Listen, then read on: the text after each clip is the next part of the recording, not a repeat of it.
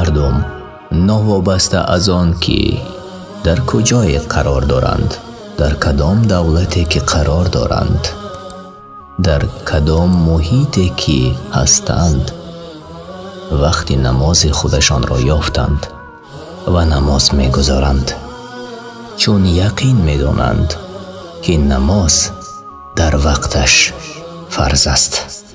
فَإِذَا قَضَيْتُمُ الصَّلَاةَ فَاذْكُرُوا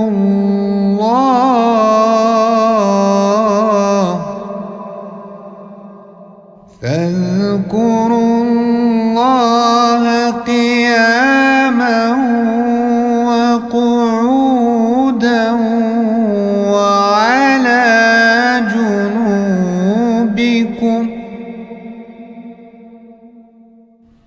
فَإِذَا اطْمَأْنَنْتُمْ فَأَقِيمُوا الصَّلَاةَ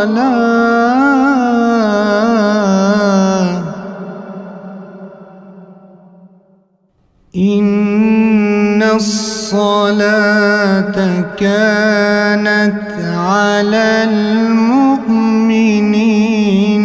كِتَابًا موقوتا. هنگامی که نماز را ادا کردید، پس الله را ایستاده و نشسته و به پهلوی خویش یاد کنید. پس چون از خوف امین شدید، نماز را برپا دارید. هر آینه یعنی خواندن نماز در وقت مقرر شده بر مسلمان ها فرض است.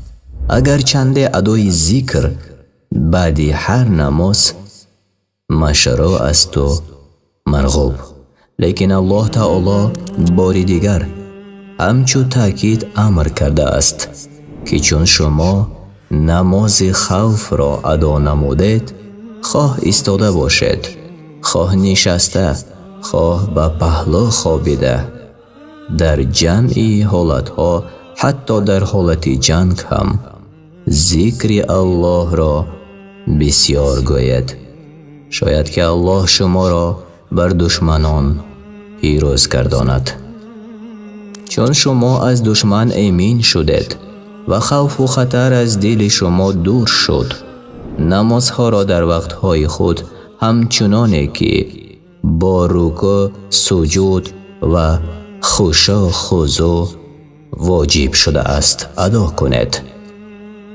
زیرا الله تعالی نماز را برای بندگان خود، خواه در سفر باشد، خواه در مقیم بودن یا در حالت خوف یا امینی، در وقتهای معلوم و معین فرض گردانیده است. تأخیر آنها از وقتشان به عذر درست نیست. عذر چیست؟ عذر همچو در خواب ماندن یا فراموش کردن نماز یا بیهوشی و یا غیره.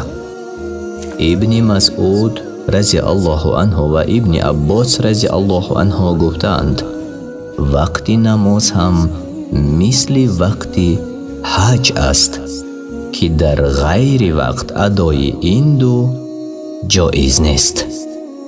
این مردم نوابسته از آن که در کجای قرار دارند، در کدام دولتی که قرار دارند، در کدام محیطی که هستند، وقتی نماز خودشان را یافتند و نماز می‌گذارند، چون یقین می‌دانند که نماز در وقتش فرض است.